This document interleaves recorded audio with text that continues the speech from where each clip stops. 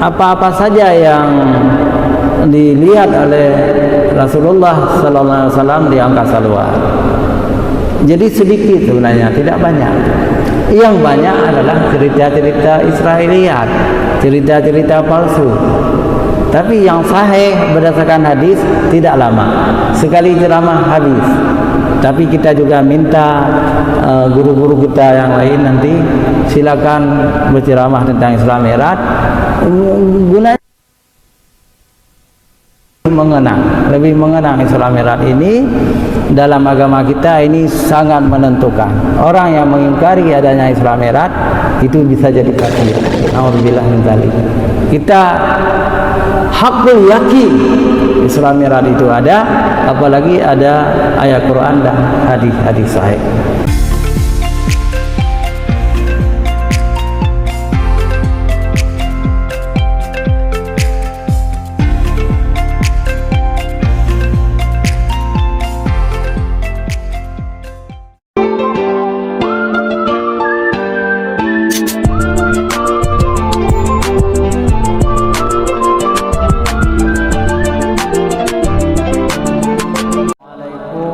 Warahmatullahi wabarakatuh.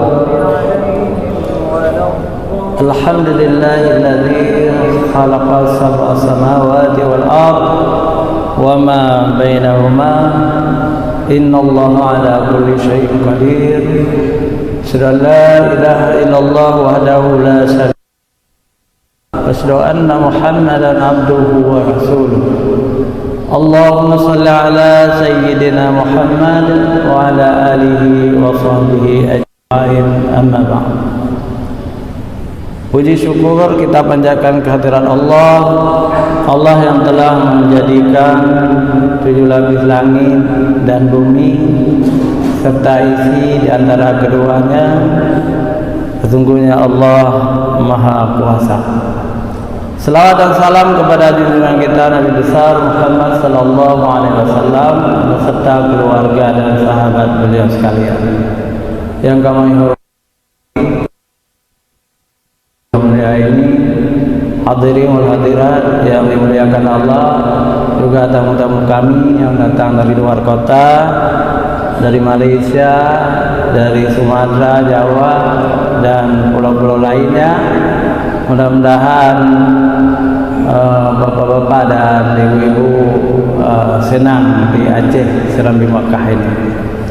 Hadirin wal hadirat yang dimuliakan Allah, hari ini tanggal 13 Rajab, artinya ini salat. Karena salat 5 waktu diwajibkan oleh Allah kepada kita manusia umat Nabi Muhammad waktu Isra Mi'raj. Isra Mi'raj terjadi 27 Rajab ketika Rasulullah berusia 51 tahun.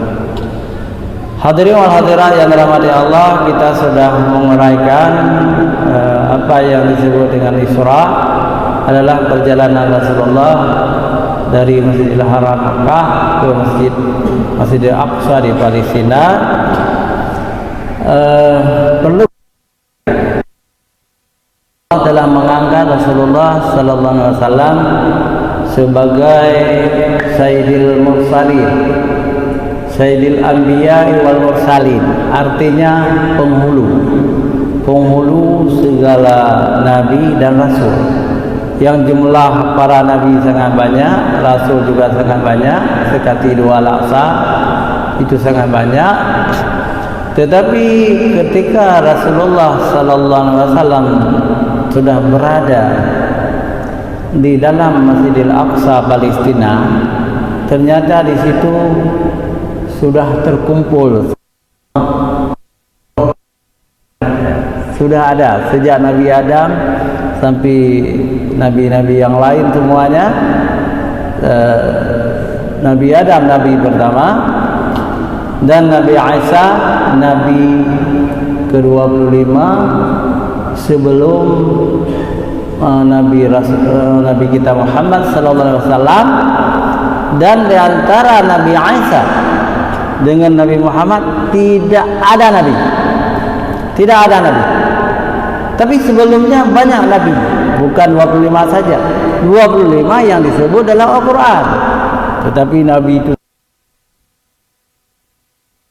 penghulunya Rasulullah Muhammad sallallahu alaihi wasallam, dan ketika salat 2 rakaat di dalam Masjidil Aqsa itu yang menjadi imam adalah Nabi besar Muhammad sallallahu alaihi wasallam. Nabi Adam saja menjadi makmum. Nabi Ibrahim jadi makmum, nabi-nabi lain makmum. Setelah salat, Nabi Muhammad sallallahu alaihi wasallam berkata kepada Jibril, beliau itu haus. Lalu Jibril menyediakan beberapa gelas penuh dengan isinya. Ada arak, minuman keras, ada susu, ada air putih, ada madu. Alhamdulillah Rasulullah minum madu, minum susu, ya, laban susu. Kemudian Jibril memuji Rasulullah, engkau telah memilih yang halal, engkau telah memilih yang fitrah, yang suci. Seandainya engkau meminum arak, minuman keras, itu sangat berbahaya, termasuk umatmu. Jadi arak itu, minuman keras itu haram. Maka di Aceh kita larang. Di Aceh kita larang. Kalau bapak-bapak, ibu minuman keras, itu lapor polisi. Kalau undang-undang yang kita buat di Aceh, saya termasuk salah seorang membuat undang-undang Aceh waktu saya di daerah. Bisa dicambuk yang menjual minuman keras. Hadirin wal hadirat yang dirahmati Allah Subhanahu wa taala, bagaimana dengan hotel-hotel berbintang yang ada di Aceh?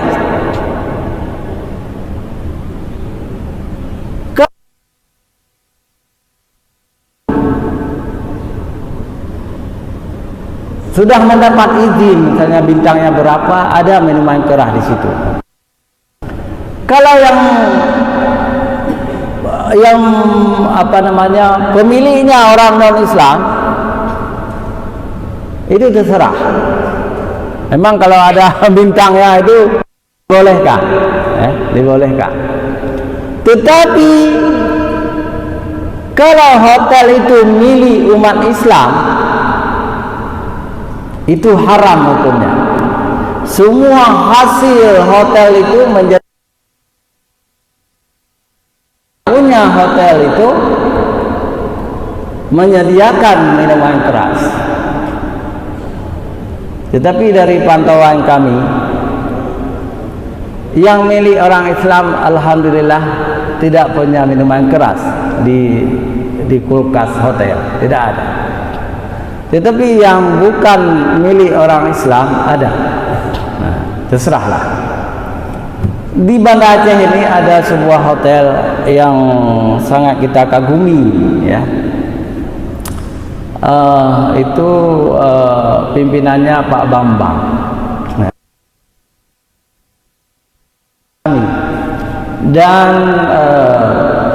jamaahnya orang Malaysia banyak tidur di situ, dan kita bangga setiap pagi ada mobil hotel membawa jamaah ke Masjid Raya Baitur Rahman. Mudah-mudahan hotel-hotel seperti itu diberkati oleh Allah Subhanahu wa taala.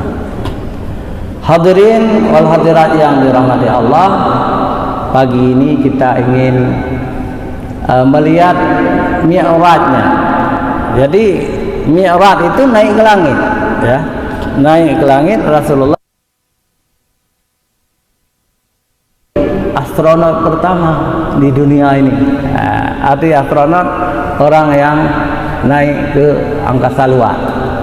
Rasulullah malah bukan ke angkasa luar saja, ke Sidratul Muntaha yang paling tinggi, dan tidak ada para nabi sebelumnya seperti itu. Ada cerita Nabi Idris, pernah dibawa oleh malaikat masuk surga, kemudian tidak mau keluar lagi dari surga, dan Nabi Idris masih hidup selama-lamanya di surga, kan gitu. Ternyata menurut Ibnu Katsir itu hadis palsu, dan itu cerita Israiliyah, cerita dari Yahudi. Tidak pernah Nabi Idris masuk surga. Masuk surga sekarang belum, karena Nabi Idris seperti kita juga, bukan salah seorang nabi yang masih hidup sekarang. Baca tafsir Ibnu Katsir. Memang di dalam kisah Sulaiman, di dalam kitab Anbiya ada cerita itu, tetapi Ibnu Katsir mengatakan itu cerita Israiliyah. Hanya Salam yang pernah masuk surga di malam Isra Mi'raj. Nabi Idris, nabi lain tidak pernah, kecuali Nabi Adam. Memang Nabi Adam diciptakan di surga, tetapi karena memakan buah khuldi, ditipu oleh iblis, Nabi Adam diturunkan ke bumi. Nabi Adam bertaubat, dan hari akhirat Nabi Adam kembali ke surga. Itu iblis tidak pernah kembali ke surga, tapi iblis masuk neraka jahanam. Hadirin wal hadirat yang dirahmati Allah. Jadi setelah Nabi minum susu di dalam Masjidil Aqsa, minum susu, kemudian Mi'raj ke langit. Perjalanan Mi'raj ke langit bukan lagi dengan burak, tetapi dengan ras-ras namanya. Itu tangga itu berputar-putar langsung ke langit. Itu gaib juga, jangan ditanya bagaimana. Dalam hadis disebut ras-ras, tangga yang diajak oleh Rasulullah naik ke langit. Wallahu a'lam. Sampai di langit, di pintu langit pertama, Jibril memberi salam, Assalamualaikum. Dijawab di dalam langit itu, Waalaikumsalam warahmatullahi wabarakatuh. Siapa di bawah? Saya Jibril, kata malaikat, bersama Muhammad. Apakah Muhammad sudah diutus? Sudah. Jadi siapa yang jawab di situ? Nabi Adam, Bapak. Yang memberi salam Jibril, yang menjawab Nabi Adam.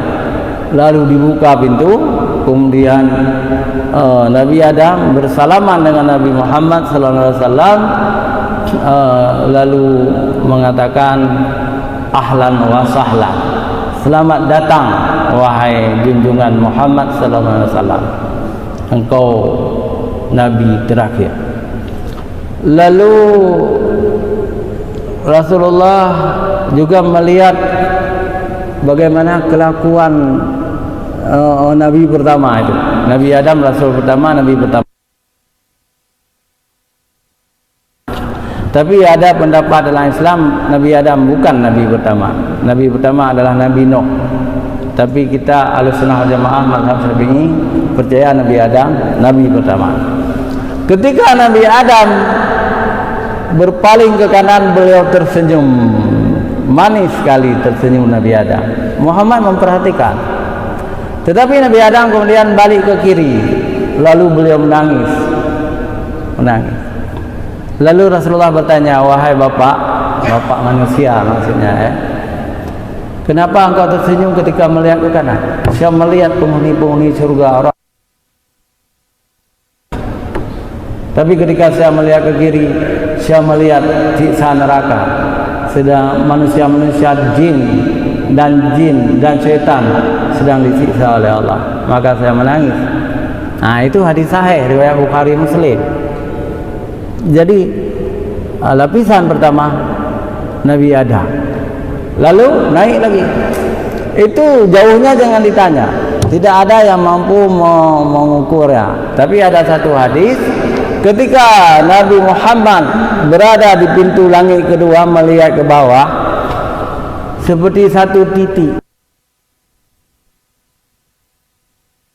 Ya. Itulah dunia. Itulah dunia. Artinya sangat jauh sekali. Di pintu kedua terjadi hal yang sama. Jibril memberi salam. Nah, jadi didampingi oleh Jibril juga, ya. Assalamualaikum, waalaikumsalam, jawab di atas itu. Seperti ada dua suara.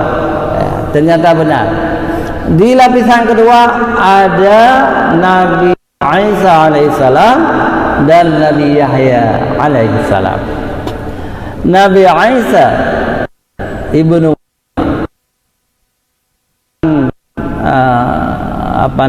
tidak punya ayah beliau, ya, punya ibu saja.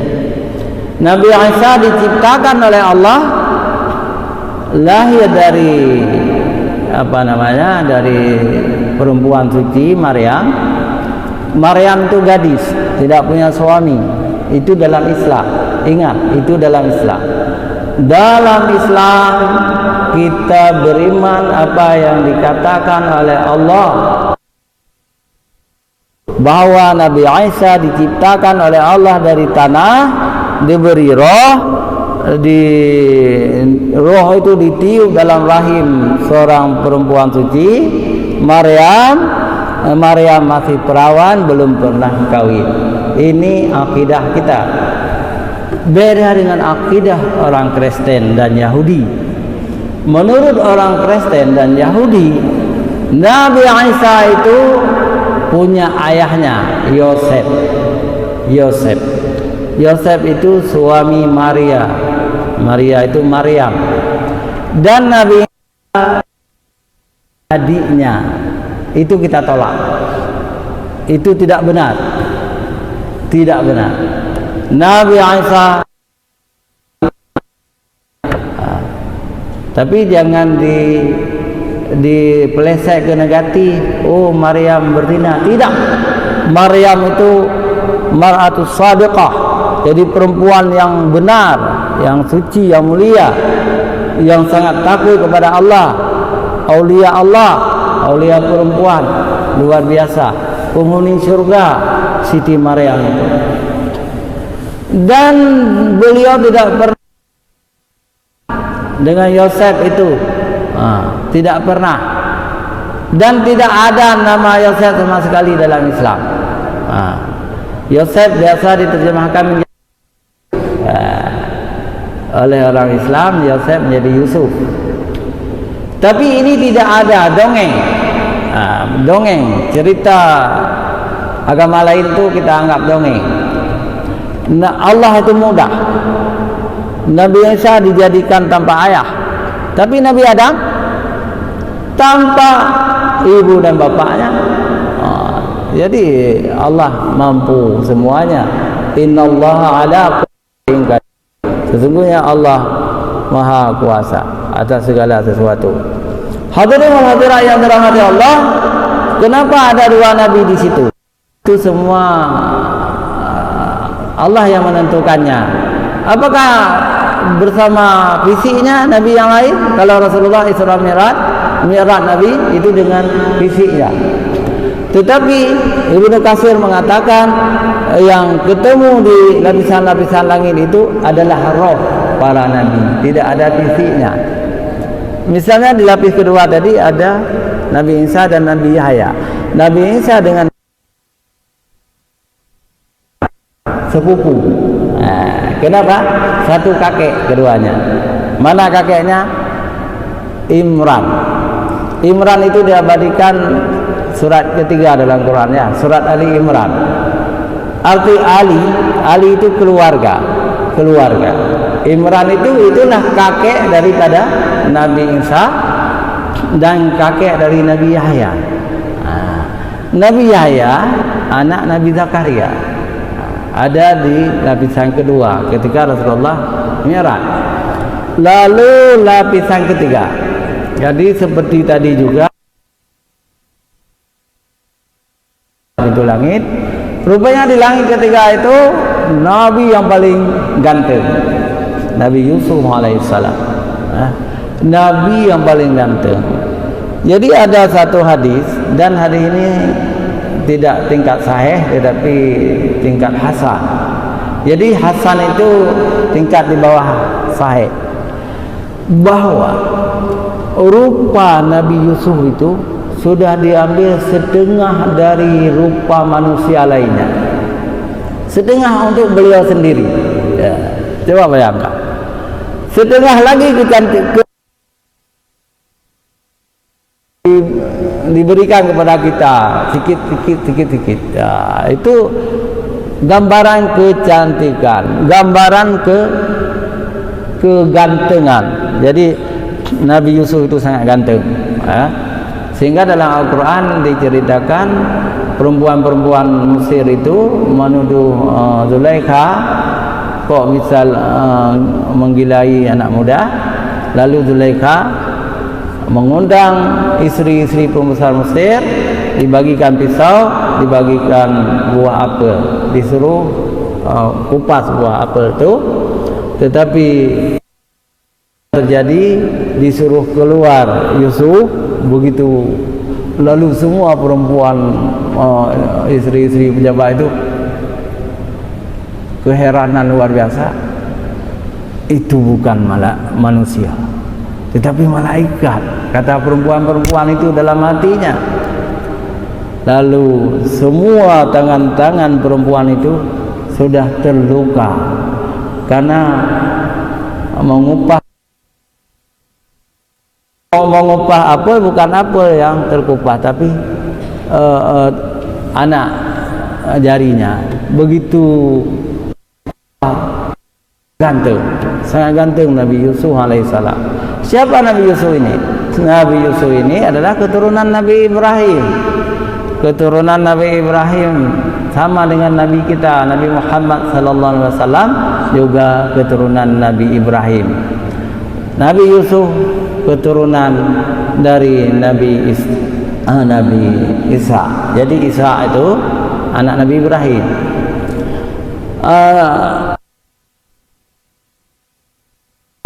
Itu jadi keturunan Nabi Muhammad nanti, orang Arab, ya. Tapi adik Nabi Ibrahim, Nabi Ismail adalah Nabi Isa. Itu Isa bin Ibrahim. Nabi Isa itu punya anaknya jadi nabi juga. Nabi Isa punya anaknya Nabi Yakub. Nabi Yakub punya anaknya Nabi Yusuf. Nanti dari keturunan Yusuf ini lahir Nabi Harun, Nabi Musa, dan salah seorang dari anak Nabi Yakub tadi adalah Israel namanya, yang menjadi bangsa Yahudi sekarang ini, Yahuda. Jadi ini semua kehendak Allah. Ya, artinya orang Arab dengan orang Israel sebenarnya satu nenek moyang, ya. Kenapa mereka berperang? Kenapa? Ini Allah yang tahu, ya. Allah yang tahu. Sangat sedih, ya. Tapi tidak semuanya, tidak selalu orang Israel itu nanti orang Israel juga akan kalah. Hadirin wa hadirat yang dirahmati Allah, sekarang lapisan yang keempat, ya, itu ketemu Nabi Idris. Nabi Idris, ya. Kemudian lapisan yang kelima Nabi Harun. Yang keenam Nabi Musa alaihissalam. Yang ketujuh Nabi Ibrahim. Kita cerita sedikit tentang Nabi Idris, ya. Nabi Idris ini Nabi yang kedua, ya kan? Nabi yang ketiga. Pertama ada kedua Nabi Nuh. Yang ketiga Nabi Idris. Kehebatan Nabi Idris adalah manusia pertama yang membuat rumah. Dulu Nabi Adam, Nabi Nuh hanya berumah di gua-gua. Tapi arsitektur pertama di dunia ini adalah Nabi Idris. Mungkin Nabi Nuh juga arsitektur kapal, Nabi Idris membuat rumah pertama, membuat kain pertama. Jadi kain menutup aurat, Nabi Idris yang pertama menenun kain. Cocok tanam pertama, banyak sekali kecerdasan Nabi Idris alaihissalam. Tapi Nabi Idris tidak hidup selama-lamanya seperti hadis palsu lah, ya. Banyak nabi-nabi yang dihidupkan oleh orang-orang tertentu, padahal tidak. Jadi yang ada dalil, misalnya Nabi 25 itu Nabi Isa saja, Nabi lain tidak. Sedangkan dan agama Yahudi itu lebih banyak nabi yang masih hidup. Dalam Islam dianggap Nabi Khidir sudah meninggal sebenarnya. Karena ada hadis Rasulullah SAW, semua yang masih hidup sekarang umatku. Tapi tidak ada manusia yang lebih banyak usianya dari 100 tahun ke depan. Waktu itu. Jadi tidak ada nabi lain. Itu boleh dilihat dalam tafsir nanti, tafsir Ibnu Katsir. Tidak ada nabi yang masih hidup. Semua sudah meninggal, termasuk Nabi Khidir. Ini khilafiyah dan bukan bidang saya. Ini bidang ulama-ulama tafsir, ya. Nanti boleh ditanya kepada Profesor Azman bagaimana sebenarnya. Hadirin hadirat yang dirahmati Allah, kita lanjutkan lapis kelima dan keenam. Itu dua kakak beradik Nabi di situ. Apa namanya? Lapis kelima itu Harun, ya. Itu abang Nabi Musa, satu bapak dan satu. Yang keenam, lapis yang keenam Nabi Musa, Nabi Musa alaihissalam yang diutus oleh Allah kepada Fir'aun, sama dengan Harun juga. Walaupun Nabi Harun lebih tua 1 tahun dengan adiknya Nabi Musa, tetapi yang lebih besar adalah Musa, besar martabatnya. Nabi Musa itu ulul azmi, Nabi Harun tidak. Nabi Musa diturunkan kitab, Nabi Harun tidak. Apalagi Nabi Harun menjadi rasul berkat doa Nabi Musa. Nabi Musa berdoa kepada Allah supaya, karena Nabi Musa takut menghadapi Fir'aun. Jadi Nabi Harun dan Musa adalah apakah orang Israel? Gitu pertanyaannya. Iya, kalau kita lihat wilayah tinggalnya, ya. Tinggalnya kan di Palestina. Kemudian yang terakhir adalah di lapisan ke-7, langit ke-7. Itu Nabiullah Bapak Tauhid, disebut begitu, adalah Nabi Ibrahim alaihissalam. Kenapa disebut Bapak Tauhid? Nabi Ibrahim begitu luar biasa perjuangannya melawan Fir'aun, melawan Qarun, melawan orang-orang yang menyembah patung. Ayahnya saja penyembah patung, pembuat patung.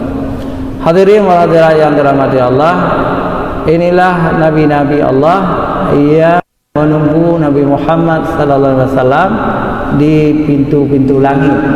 7 pintu langit ada mereka, nabinya menjadi 8. Kenapa jadi 8? Karena di lapisan kedua ada 2 nabi, ya kan, tadi Isa dan Yahya. Yang dirahmati Allah, nanti kita lanjutkan lagi tentang Isra Mi'raj ini. Nanti kita akan ceritakan apa-apa saja yang dilihat oleh Rasulullah sallallahu alaihi wasallam di angkasa luar. Jadi sedikit sebenarnya, tidak banyak. Yang banyak adalah cerita-cerita Israiliyat, cerita-cerita palsu. Tapi yang sahih berdasarkan hadis tidak lama. Sekali ceramah habis.